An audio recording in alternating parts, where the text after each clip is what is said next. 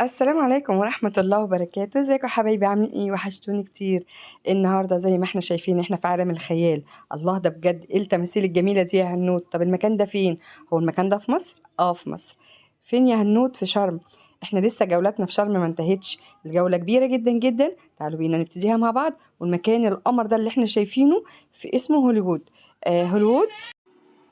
وهو فعلا هوليوود. تعالوا بينا نشوف المدينة الجميلة المتكاملة دي هنستمتع بيها ازاي. شايفين الديناصورات وفي انوار كده بالالوان، يا ترى ايه الانوار دي يا هنودة؟ هنعرف جوه الفيديو بتاعنا، وهنشوف المتعة والجمال، وهنشوف برومو صغير كده عن المكان اللي احنا فيه. بصوا، متخيلين انتوا السحر؟ للاسف الصوت كان جميل والموسيقى تحفة. كانت موسيقى على نافورة على الموسيقى الراقصة. هنشوف مع بعض دلوقتي فقرة كاملة. بس للأسف زي ما قلت لكم من غير صوت. كان نفسي أطلع لكم الصوت قوي. بس تخيلوا بقى، بصوا الجمال، بصوا الروعة. وإيه اللي جاب طب النافورة جنب الديناصور يا هنود؟ هقول لكم، هو ده السر في هنا. المدينة دي متكاملة، فيها عروض النافورة زي ما احنا شايفين، والفاير آه يعني مع المية كان حاجة تحفة جدا جدا. بعد ما هنخلص النافورة هيعملوا شو بالديناصور بالأصوات، وهيحكي لنا عن منشأ الديناصور والانقراض كان امتى وانواع الديناصورات. كل ده موجود في الفيديو بتاعنا في القرية الجميلة دي، قرية هوليوود او مدينة هوليوود في شرم الشيخ. بصوا الكل معجب جدا بألوان المية، وكانت الموسيقى مع الفاير زي ما احنا شايفين كده. بصوا النار، حاجة كانت جميلة جدا جدا. المكان ده في شرم يا جماعة، بجد أنا كل يوم بحس إن إحنا بلدنا أحلى بلد، فيها كل حاجة. ما تروحوش بره. ليه تروحوا بره؟ بلد مصر جميلة، والفسح فيها جميلة جدا جدا. ولما تطلعوا مع صحبة جميلة زي اللي أنا كنت معاها، بجد الوقت هيكون ممتع جدا جدا. زي ما احنا شايفين كده، هسيبكم تشوفوا النافورة وشوفوا الناس ملتفة حواليها ازاي. بصوا الجمال، أنا كنت أول واحدة صراحة واقفة عايزة أشوف جمال المنظر والإبداع في التناسق مع الموسيقى وحركات المَيّة. كانت فعلًا جميلة جدًا، جدًا. اليوم ده يا جماعة عايزة أقول لكم إن إحنا استمتعنا، ما خرجناش برّه القرية دي خالص. أول حاجة كانت النافورة الراقصة دي، وفي مفاجآت تاني جوّه الفيديو للكبار وللأطفال. وباشكر كمان القائد بتاعنا أو مُشرف الرحلة بتاعتنا أستاذ حسن، جزاه الله كل خير، بجد متّعنا في الكام يوم اللي إحنا قضّيناهم هناك. ليه ألف شكر. هنشوف بقى أهو النافورة. بصوا يا حبايب قلبي، بصوا الجمال. يعني بجد الوصف مش هيجيب 1 من 10 من إنك تحس بالوقت الحقيقي، أو تكوني قاعدة قدام النافورة كده. والأطفال معانا استمتعوا جدا جدا، والأصوات كانت مرعبة بس كانوا حابينها. يعني أصوات الديناصورات والأكشن بتاع صوت الديناصورات ده كان مجسم وكان تحفة. قضينا فيها 4 أو 5 ساعات، كان في منتهى الجمال. تمام يا حبايبي، اتمنى ان الفيديو يعجبكم، واشوقكم كده بالفيديو ده ان انتوا تروحوا شرم. بصوا الجمال، بصوا بقى الجمال والتحفه. شايفين؟ ما شاء الله. الله الله الله، بصوا الجمال. عايزه اقول لكم بقى ان بعد النافوره دي هيكون في عرض الديناصورات، وبعديها مفاجآت كتيره جدا جدا جدا جوه الرحله بتاعتنا الجميله ديت.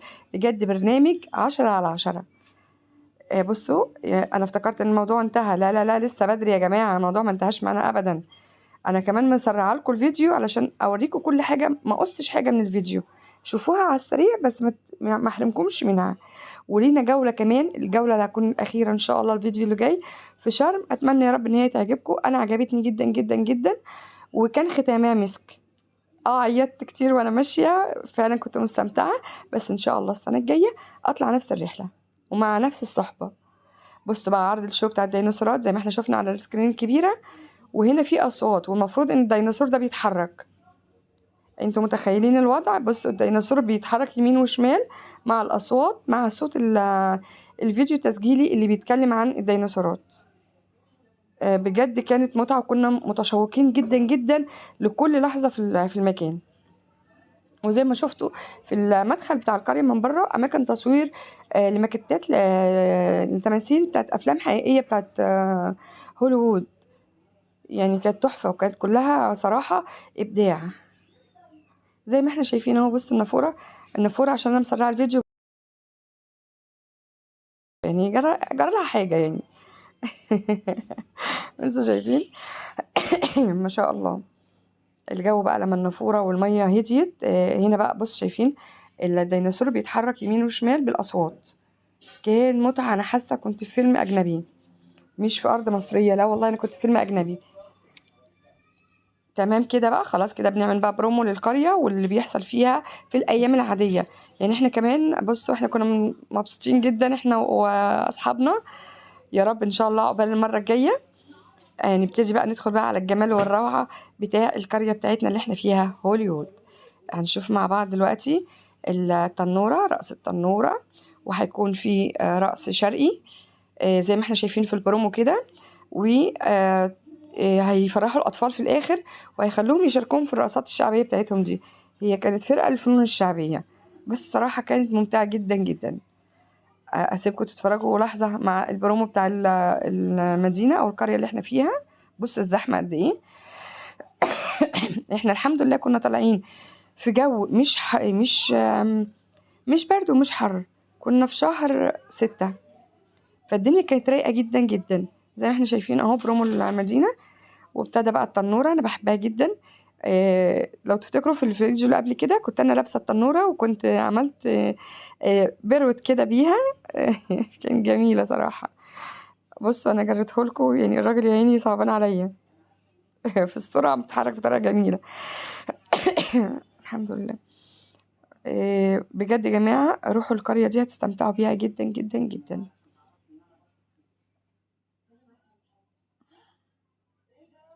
طبعا بعد فقرة التنورة دي ما هتخلص، انا ما جبتها لكوش كلها، يعني جبت لكم لقطات منها. هندخل بقى على بص الفنون بقى الشعبية، عملوا من كل بلد أغنية بلبسها، اللبناني والعراقي والسوري، كل دول كانوا في نفس اليوم. استمتعنا.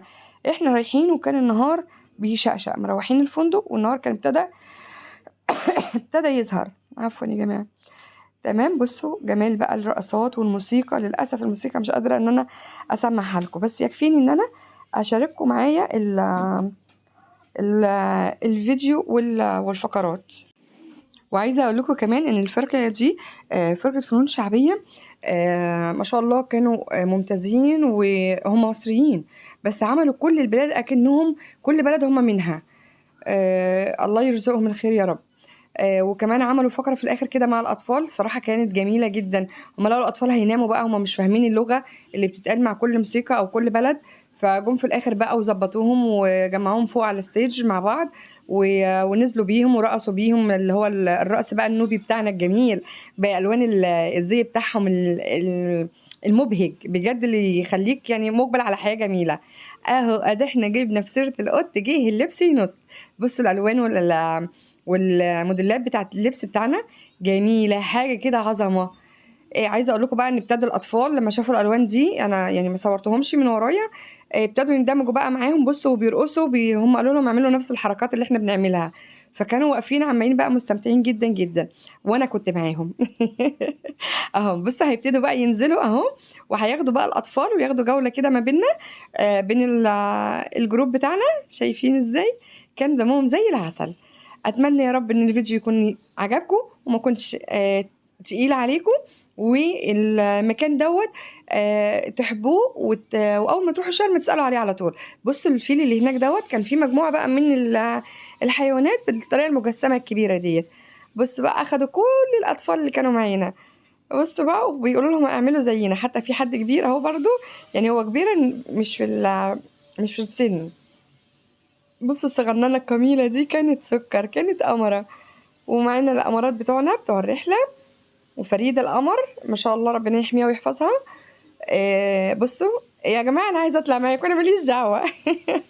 طبعا بيقولوا لنا قولوا باي باي، وكان يوم ممتع جدا جدا جدا. وجينا بقى للفقرة المهمة للكبار. ادي بص الكل صحصح بقى يا جماعة، كل فاق وبصوا يعني الدماغ بقت عالية قوي. دي كانت آخر فقرة في اليوم بتاعنا، كانت ممتعة جدا جدا. كانت الفنانة دي غيرت الدريس بتاعها ده كذا مرة. يعني انا يعني اكتفيت بان انا اخد لقطة واحدة بس عشان اوريكم البروجرام بتاع المكان. في بيراضي الاطفال وبيراضي الكبار، وفي اللي هي الافلام اللي هي القصيره دي عن الديناصور، مع صوت الديناصور برضو كان متعه، والنافوره والشو بتاع النافوره. ايوه هوبا كده يعني، واحد اتنين تلاته هوبا كده. اسيبكم بقى مع الحركات الجميله من الفنانه معانا دي، واقول لكم شكرا لكم لتكملتكم للفيديو لغايه هنا. وما تنسونيش في اللايك والشير والاشتراك في القناه وتفعيل زر الجرس عشان كل جديد من عندي يوصل لكم. اشوفكم في رعايه الله وحفظه، مع الف سلامه.